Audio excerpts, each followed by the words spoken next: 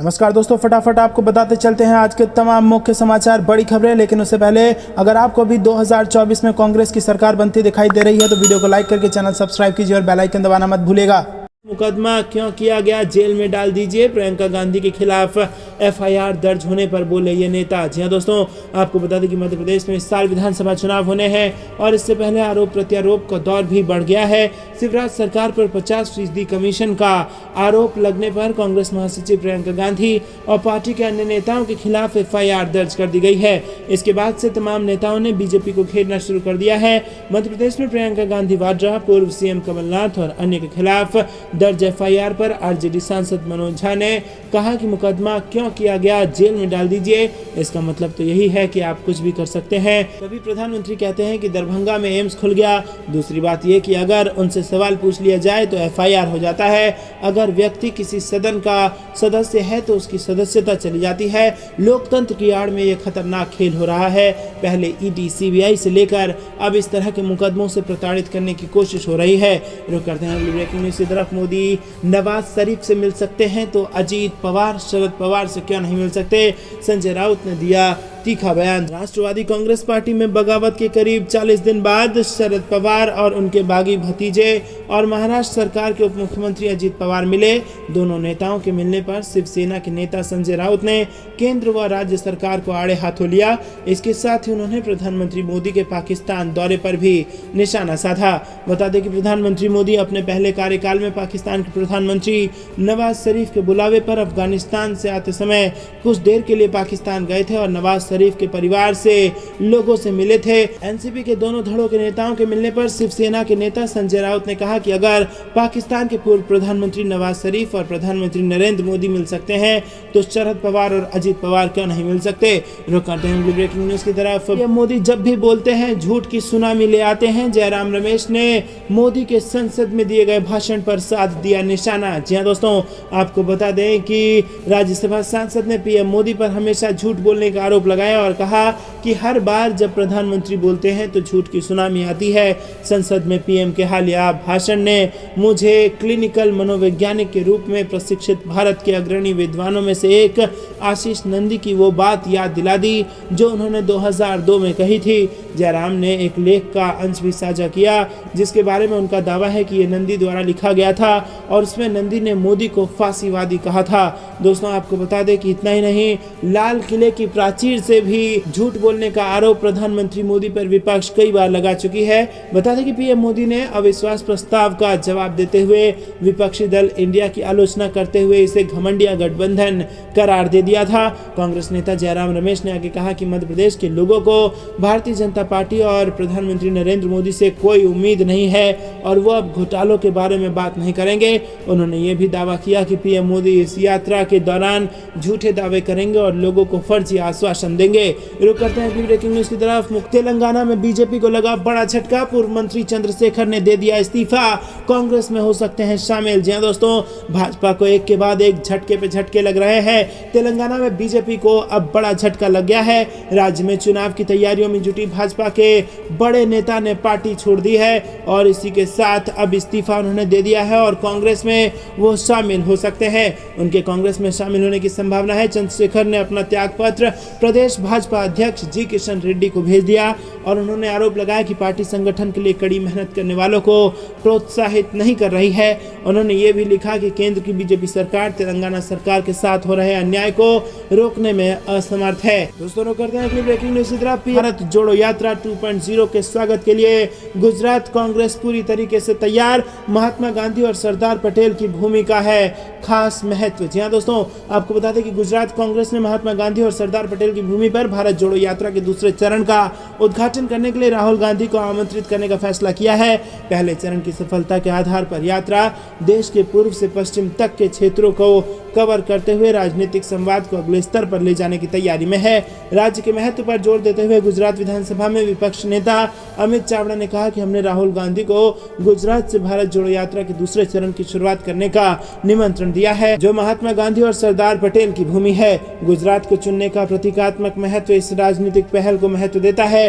गुजरात चुनाव 2022 के दौरान कई लोगों ने राहुल गांधी की भारत जोड़ो यात्रा के पहले चरण को लेकर स्थानीय कांग्रेस के नेताओं से सवाल किया कि यात्रा गुजरात से गुजरेगी या नहीं। तो दोस्तों, भारत जोड़ो यात्रा 2.0 के स्वागत के लिए गुजरात कांग्रेस तैयार। गुजरात से चलेगी और पूर्वोत्तर तक जाएगी और हर एक कोने को राहुल गांधी छुएंगे, देश के हर व्यक्ति से मिलेंगे, हर तबके के लोगों से मिलेंगे और उनसे उनका दर्द जानेंगे और अपनी विचारधारा उनको बताएंगे। दोस्तों, भारत जोड़ो यात्रा 1 की जबरदस्त सफलता के बाद अब राहुल गांधी ने भारत जोड़ो यात्रा 2 का ऐलान कर दिया है। भारत जोड़ो यात्रा 1 का नतीजा ये रहा कि हिमाचल प्रदेश और कर्नाटक में बम्पर बहुमत के साथ कांग्रेस की सरकार बन गई और अब भारत जोड़ो यात्रा 2 ऐसे समय में शुरू होगा जब मध्य प्रदेश, राजस्थान, छत्तीसगढ़, हरियाणा सरीखे बड़े राज्यों में विधानसभा के चुनाव होने हैं और ऐसे में भारत जोड़ो यात्रा 2.0 अगर सफल हुआ और इन राज्यों में भी कांग्रेस की सरकार बनी तो राजस्थान, मध्य प्रदेश से होते हुए ये रास्ता सीधा दिल्ली पहुंचेगा और दिल्ली की गद्दी पर इंडिया अलायंस की सरकार बनाकर राहुल गांधी को स्थापित कर सकता है। क्योंकि जब से राहुल गांधी की सदस्यता वापस हुई है तब से इंडिया अलायंस में कई बार ये खबरें सामने आ चुकी हैं कि राहुल गांधी का नेतृत्व इंडिया अलायंस को मिलेगा। आपको क्या कुछ लगता है, क्या राहुल गांधी को पीएम उम्मीदवार घोषित कर देना चाहिए? कमेंट में अपनी राय तुरंत बताइए। वीडियो अभी तक लाइक नहीं किया तो लाइक करके अपना समर्थन दर्ज कराइए। रुक करते हैं अगली ब्रेकिंग न्यूज की तरफ। प्रियंका गांधी और राहुल गांधी से डरी हुई है भाजपा। कांग्रेस नेता का बड़ा बयान, बोले मध्य प्रदेश के सीएम को दिया जाएगा भ्रष्टाचार का सबूत। जी हां दोस्तों, आपको बता दें कि मध्य प्रदेश में भ्रष्टाचार के मामले पर ग्वालियर के एक कॉन्ट्रैक्टर द्वारा लिखी गई चिट्ठी को लेकर राजनीतिक घमासान तेज हो गया है। मध्य प्रदेश में अधिकारियों द्वारा ठेकेदारों से 50% कमीशन मांगने को लेकर एक चिट्ठी सोशल मीडिया पर वायरल हो गई। इस चिट्ठी के जरिए कांग्रेस नेता प्रियंका गांधी ने एक ट्वीट करते हुए मध्य प्रदेश सरकार पर निशाना साधा है। दोस्तों, आपको बता दें कि प्रियंका गांधी ने भ्रष्टाचार के मुद्दे पर बीजेपी को घेरने की कोशिश की है। वहीं दोस्तों, आपको बता दें कि जिसके बाद इन पर कार्रवाई हुई और कांग्रेस नेता ने इसको घेरते हुए कहा कि भाजपा प्रियंका गांधी और राहुल गांधी से डरी हुई है, इसीलिए वो ऐसा कर रहे हैं। दोस्तों, आपको क्या कुछ लगता है कमेंट में जरूर बताइए। किसकी बनने वाली है सरकार मध्य प्रदेश में? कमेंट में अपनी राय जरूर बताइए। रुक करते हैं अगली ब्रेकिंग न्यूज की तरफ। मध्य प्रदेश में बीजेपी को लगा बड़ा झटका। 2 महीनों में 7 करीबियों ने छोड़ दिया भाजपा का साथ और कई अभी भी वेटिंग में। बीजेपी में अपने समर्थकों को नहीं रोक पा रहे हैं ज्योतिरादित्य सिंधिया। जी हां दोस्तों, केंद्रीय मंत्री ज्योतिरादित्य सिंधिया के करीबी नेताओं का बीजेपी से पलायन जारी है। शुक्रवार को नीमच के वरिष्ठ नेता और सिंधिया के करीबी समंदर पटेल ने कांग्रेस का दामन थाम लिया है और पिछले 2 महीने में मध्य प्रदेश के अलग अलग इलाकों से सिंधिया के 7 करीबी नेताओं ने बीजेपी छोड़ दिया है। जी हां दोस्तों, आपको बता दें कि जिस वक्त सदन में भाषण दे रहे थे सिंधिया, उसी वक्त उनके गढ़ में लग चुकी थी सेंध और मध्य प्रदेश में कई सारे भाजपा नेता कांग्रेस में शामिल हो रहे थे। आपको बता दें यही पैटर्न कर्नाटक के विधानसभा चुनाव में भी देखने को मिला था। जैसे जैसे चुनाव नजदीक आया वैसे वैसे कर्नाटक में भाजपा के बड़े नेता जगदीश शेट्टार सरीखे नेता कांग्रेस पार्टी में शामिल हो गए और अब वही कहीं ना कहीं मध्य प्रदेश में भी देखने को मिल रहा है। दोस्तों, ओपिनियन पोल और सर्वे का दौर भी जारी है। लगातार ओपिनियन पोल मध्य प्रदेश से आ रहा है और इंटरनल असेसमेंट की रिपोर्ट अगर देखी जाए तो कहीं ना कहीं जो बड़े बड़े सांसद वापस आ रहे हैं और बड़े बड़े भाजपा के नेता कांग्रेस में वापस आ रहे हैं, उससे कहीं ना कहीं यही लगता है कि इंटरनल रिपोर्ट में भाजपा की जो प्रोग्रेस है वो बेहद खराब है और इसीलिए नेताओं को ऐसा लग रहा है कि कांग्रेस का टिकट अगर मिल जाए तो विधानसभा का जो टिकट है वो पक्का हो जाए। आपको क्या कुछ लगता है कि मध्य प्रदेश में बनने जा रही है कांग्रेस की सरकार? कमेंट में अपनी राय जरूर बताइए। रुक करते हैं ब्रेकिंग न्यूज की तरफ। भारत को तोड़ना चाहती है भाजपा, वायनाड में गरजे राहुल गांधी, पीएम मोदी से पूछ लिए तीखे सवाल। जी हां दोस्तों, संसदीय बहाल होने के बाद कांग्रेस नेता राहुल गांधी पहली बार अपने संसदीय क्षेत्र केरल के वायनाड पहुंचे और इस दौरान उन्होंने देश के प्रधानमंत्री नरेंद्र मोदी और सत्ताधारी दल भाजपा पर एक के बाद एक तीखा प्रहार किया। राहुल गांधी ने दावा किया कि भाजपा का लक्ष्य परिवारों को नष्ट करना है। उन्होंने एक जनसभा को संबोधित करते हुए अपने मणिपुर का अनुभव साझा किया और प्रधानमंत्री से कई तीखे सवाल पूछे। कांग्रेस सांसद राहुल गांधी ने बताया कि मैं कुछ समय पहले मणिपुर गया था।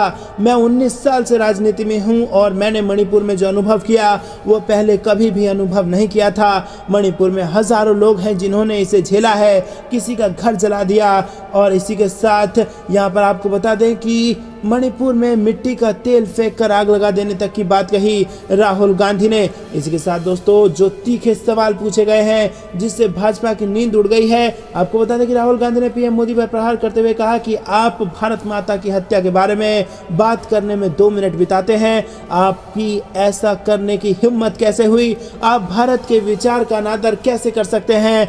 आप वहां अभी तक गए क्यों नहीं और आपने हिंसा को रोकने की कोशिश क्यों नहीं की? क्योंकि आप राष्ट्रवादी नहीं हो। जो कोई भी भारत के विचार की हत्या करता है वह राष्ट्रवादी नहीं हो सकता। तो दोस्तों बड़े गंभीर सवाल यहाँ पर उठा दिए हैं राहुल गांधी ने और पूछा है कि आपकी हिम्मत कैसे हुई कि जब देश का एक राज्य जल रहा है आप वहां पर अभी तक नहीं गए? आपकी हिम्मत कैसे हुई कि मणिपुर के बारे में आपने जवाब नहीं दिया? और आपकी हिम्मत कैसे हुई कि आप अपने आप को राष्ट्रवादी कैसे कह सकते हैं? जो देश में भारत माता के विचार, भारत की हत्या करता हो वो राष्ट्रवादी नहीं हो सकता।